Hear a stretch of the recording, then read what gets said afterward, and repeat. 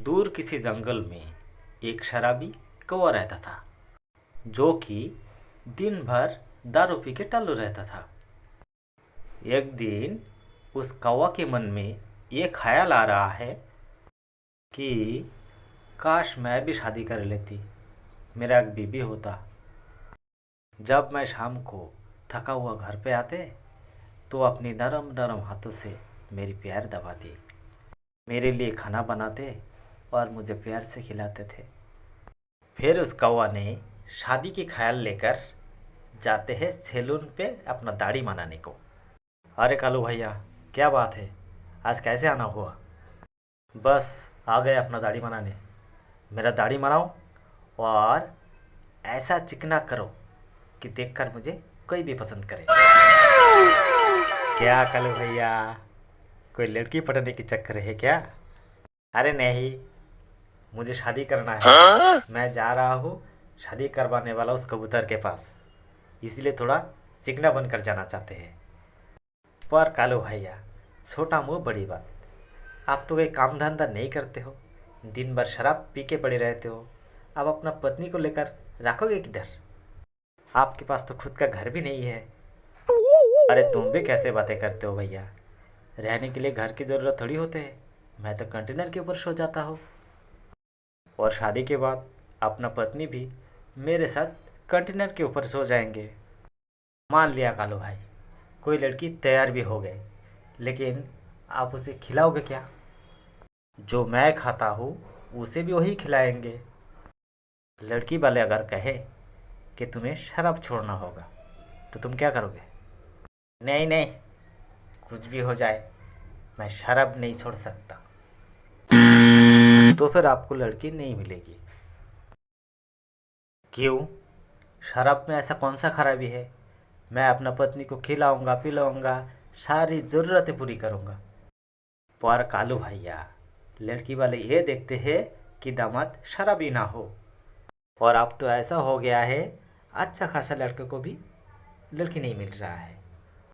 ज़रा सोचो कालू भैया, आप अगर बीमार पड़ गए तो क्या करोगे? क्यों? सरकार ने हॉस्पिटल क्यों बना के रखा है, वही चले जाएंगे। सुन मेरे भाई, तू मेरे लिए अपना सिर पे इतना बड़ा बोझ मत ले। तू बस मुझे अपना दाढ़ी बना दे। ठीक है कालू भैया, आओ बैठो। फिर उस कौवा ने दाढ़ी बना कर जाते हैं शादी करवाने वाले के पास। कबूतर जी, मैं आपके पास एक अर्जी लेकर आया हूँ। बोलो। आप तो जंगल के हर पक्षी को शादी करवाते हो। मेरा भी मन में ख्याल आया कि मुझे भी शादी करना चाहिए, तो मेरे लिए भी एक अच्छा वाला लड़की ढूंढ कर दो। लड़की तो हम ढूंढ कर देंगे, लेकिन तुम लड़की वालों को कहोगे क्या?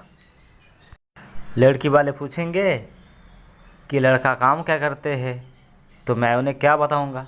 एक तो तुम कोई काम धंधा नहीं करते हो, और ऊपर से दारू पी के दिन भर सोया रहते हो। हमारे पास तो रहने के लिए जगह भी नहीं है। ये आप कैसे बातें करते हो कबूतर जी? मैं काम नहीं करता हूँ तो क्या मेरा शादी नहीं होगा? आज नहीं करता हूँ, शादी करने के बाद काम करेंगे। अरे बाबा, वो दिन बदल गया है। अभी पहले लड़का क्या करता है लोग वही देखते हैं, उसके बाद लड़की देने की सोचते हैं। मैं तुम्हें एक सलाह देता हूँ, कहीं से तुम एक लोन ले लो, फिर शादी करो, और शादी के बाद काम करके धीरे धीरे वो लोन चुका देना। अरे वाह कबूतर जी, ये तो आपने लाखों रुपए की बात कही है। मेरे दिमाग में ये तो कभी नहीं आया। ठीक है, कहीं से मैं एक लोन ले लेता हूँ। अरे कहाँ चली गई कबूतर जी? कबूतर जी, जाने दो, फिर मिलता है लोन लेने की बात। फिर कौवा चला जाता है लोन देने वाले के पास। मैडम जी, क्या आप लोन देते हैं? हाँ हाँ, हम तो लोन देने के लिए यहाँ पे बैठे हैं। बताइए, आपको कितना पैसा लोन चाहिए और किस लिए लोन चाहिए? मैडम जी, मुझे ना 20 लाख का लोन चाहिए। वो क्या है, मुझे शादी करना है और शादी करने के लिए बहुत सारी पैसे की ज़रूरत है। अच्छा, तो तुम्हें शादी के लिए लोन चाहिए? मिल जाएंगे। थैंक यू मैडम जी। वो क्या है ना, जब मेरा शादी हो जाएगा, बाल बच्चा पैदा हो जाएंगे, तो बच्चा जब बड़ा हो जाएंगे तो आपको बहुत सारी दुआएं देंगे। अच्छा ठीक है, लेकिन लोन लेने के लिए आपको हमारी कुछ फॉर्मेलिटीज़ पूरी करनी होगी। बोलिए, हम आपकी हर फॉर्मेलिटीज़ पूरी कर देंगे। देखिए, लोन लेने के लिए आपको ज़मीन, प्रॉपर्टी या सोना गिरवी रखनी होगी। अरे मैडम जी, ज़मीन तो मैं सारी अपना दारू में पी गई, प्रॉपर्टी तो कुछ था ही नहीं, और सोना खरीदने का ज़रूरत ही नहीं पड़ी। देखिए, कुछ तो आपको रखना होगा वरना आपको लोन नहीं मिल सकती। मैडम जी, प्रॉपर्टी के तौर पे मेरे पास एक पुराना साइकिल है जो टूटा हुआ है। क्या उसे लेकर आप लोन दे सकते हैं? टूटा हुआ पुराना साइकिल, वो लेके मैं क्या करूँगी? नहीं, उसे अगर आप ठीक करके लेंगे तो वापिस आने जाने में आपको आसानी होंगे। नहीं नहीं, इस पे आपको लोन नहीं मिल सकता है। आप जा सकते हैं, खामखा आप अपना टाइम बर्बाद मत कीजिए। तो ठीक है मैडम जी, मुझे लोन मत दीजिए, लेकिन मेरे लिए एक काम कीजिए, मुझसे आप शादी कर लीजिए, तो मुझे लोन की ज़रूरत ही नहीं पड़ेगी। व्हाट? Security, security! नहीं नहीं, मैं चला जाता हूँ, मुझसे आप शादी मत कीजिए। कहाँ से आ जाते हैं सब बेवड़ा कहीं का। प्रिय दर्शकों, आप कैसा वीडियो देखना पसंद करते हो कमेंट करके मुझे बताइएगा, और चैनल पर नया है तो सब्सक्राइब जरूर कर लीजिएगा। धन्यवाद। बेटा, हर रोज़ एक गेहूं का दाना खाते हुए और अच्छा नहीं लगता। तू आज मेरे लिए कोई मीठा फल लेके आना। देखा बाबा, माँ क्या कह रही है। ऐसे ही तो आप दोनों बूढ़ा हो चुके हो, चल नहीं सकते हो। आप दोनों का भोजन लाते हुए मुझे कितना कष्ट होता है वो मुझे पता है, और उसके ऊपर से आपका ये फरमाइशी मैं पूरी नहीं कर सकती। रुकी सूखी जो मिलता है वही खा के अपना ज़िंदगी गुजार लो, इसके आगे मैं और कुछ नहीं कर सकता। ऐसा ही बोलकर टूनी की बेटा चला जाता है। क्यों फरमाइशी करती हो टूनी? जो मिलता है वही खा के ज़िंदगी गुजारने की कोशिश करो। क्यों ना करूँ? अभी तो हम बूढ़ा हो चुकी है, चल नहीं सकते, तो अपने बेटे के नहीं तो और किसी बताऊंगा मन की बातें। थोड़ी देर बाद टूनी के बेटा ने एक दूसरी पक्षी को लेकर घर पे आते हैं। माँ, पापा, ये बहू है तुम्हारी, ये तुम्हारी मामी पापा है। इन दोनों तो बहुत बूढ़ा हो चुकी है, तुम इन दोनों को अभी भी घर पे क्यों रखा हुआ है? ज़रा ये तो सोचो, दिन भर तुम दाना की तलाश में रहोगे, और मैं भला घर की काम छोड़ के इन दोनों को देखभाल कैसे कर सकूँगा? अरे बेटा हो तुम इनके, इन दोनों की देखभाल के लिए तुम्हें कुछ तो करना चाहिए। पर मैं करूँ क्या? वो भी मुझे ही बताना पड़ेगा। तुम अभी जाओ, इन दोनों को ओल्ड एज होम छोड़ के आओ, यही उनके लिए अच्छी जगह है। अरे ये कैसी बातें कर रही है तू? ये मेरी मामी पापा है, मेरी भला के लिए तो ये दोनों खुद चला जाएंगे ओल्ड एज होम, मुझे छोड़ने की क्या ज़रूरत है? सुन रही हो ना तुम? ये तुम्हारी वही बेटा है जिनके लिए तुम क्या किए थे, याद है तुम्हें? या फिर याद दिलाओ। सुन रे नालायक, बहुत दिन की बात है जब तू बहुत छोटा था। टूनी, क्या मेरा बेटा सो गया? हाँ, सो तो गया, लेकिन दिन भर जिद कर रहा था मीठा आम खाने की।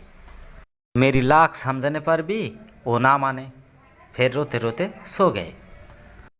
मेरा बेटा को मीठा आम खाना है तो ठीक है, कल मैं ला के देता हूँ मीठा आम।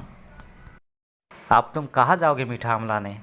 मीठा आम लाने के लिए तो तुम्हें इंसान के गांव में जाना पड़ेगा, और वहाँ पे लोग मीठा आम के पेड़ की पहरा भी तो लगाते हैं। किसी ने अगर तुम्हें देख लिया तो तुम्हें मार डालेंगे। आप चाहे कुछ भी हो जाए, मेरे बेटे के लिए मुझे तो मीठा आम लाना ही पड़ेगा। तुम चिंता ना करो, मैं मीठा आम लेके ही आएंगे। बच्चे का ख्वाहिश पूरा करने के लिए टोना सुबह ही आम की पेड़ की तरफ जाते हैं, और जब भी वो एक दो आम तोड़ने लगते हैं तो दूर से एक पत्थर आके उसके सर पर लगते हैं, और लगते ही वो नीचे गिर जाते हैं। टूनी, टूनी, क्या हुआ इन्हें? मैंने लाख समझाया था आम तोड़ने मत जाओ। अब मेरा क्या होगा? मेरे बेटे का क्या होगा? अरे परेशान मत हो टूनी, ये अभी तक जिंदा है, उसे थोड़ा चोट लगा है। किसी ने इसको पत्थर से मारा। ये तो अच्छा हुआ कि वहाँ से मैं आ रहा था, तो फिर मैं इसे उठा कर लेके आया। तुम इसे थोड़ा देखभाल करो, ये जल्दी ठीक हो जाएंगे। हे भगवान, जल्दी ठीक कर दो इन्हें। सिर्फ तेरी तेरी ही ख्वाहिश पूरी करने के लिए तेरे बाप ने मौत को भी गले लगाना स्वीकार किया था, और वही बेटा तू आज बड़ा होके ये कह रहा है कि तुम दोनों ओल्ड एज होम चला जाओ। क्या इसी दिन के लिए तुझे पाल पोस कर बड़ा किए हम लोगों ने?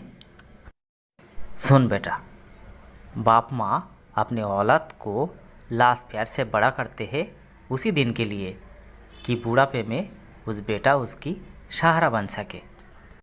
हाँ बेटे, तेरी भला के लिए हम दोनों ओल्ड एज होम चला जाते हैं, लेकिन एक बात जान ले बेटा, जैसी करनी वैसी भरनी। फिर भी हम लोग चाहते हैं तूने जो हमारा साथ किया है ऐसा तेरे साथ ना हो, और अगर ऐसा हो भी गए तो उसके लिए तू चिंता मत करना। हम लोग जहाँ रहेंगे तेरे लिए भी अच्छा जगह का बंदोबस्त हम करके रखेंगे। तू खुश रहना बेटे। चलो टूनी। फिर टूनी और टोना ओल्ड एज होम चला जाता है। अच्छा हुआ जो चले गए, तुम्हें सारी खुशियाँ दूंगी मैं। ऐसे ही कुछ दिन जाने के बाद, क्या मेरा बेटा सो गया? हाँ, सो तो गया, लेकिन दिन भर जिद कर रहा था मीठा आम खाने की। मेरी लाख समझाने पर भी वो ना माने, फिर रोते रोते सो गए। मेरा बेटा को मीठा आम खाना है तो ठीक है, कल मैं ला के देता हूँ मीठा आम। अब तुम कहाँ जाओगे मीठा आम लाने? मीठा आम लाने के लिए तो तुम्हें इंसान के गांव में जाना पड़ेगा, और वहाँ पे लोग मीठा आम के पेड़ की पहरा भी तो लगाते हैं। किसी ने अगर तुम्हें देख लिया तो तुम्हें मार डालेंगे। आप चाहे कुछ भी हो जाए, मेरे बेटे के लिए मुझे तो मीठा आम लाना ही पड़ेगा। ये कैसी अनहोनी है। बचपन में मैंने जैसे मेरे पिताजी के साथ किया था, मेरे बेटा भी मेरे साथ ऐसे ही कर रहा है। मेरे पिताजी मीठा आम लाने के लिए मौत के मुंह में चला गया था, और मुझे भी मेरे बेटे के लिए वही आम लाने जाना है, और वही मौत के मुंह में। सब समझ गया मैं। जितना प्यार मैंने अपने बेटे से करता हूँ, मेरे बाप भी तो मुझसे उतना ही प्यार करते थे। मेरी माँ मुझे इतना स्नेह, इतना ममता दिया, और मैंने उसी माँ बाप को ओल्ड एज होम छोड़ दिए। नहीं, मैंने अपने बेटे के लिए आम नहीं, पहले जाऊंगा मैं अपना माँ बाप को लाने के लिए, जिन्हें मैंने ओल्ड एज होम छोड़ दिए।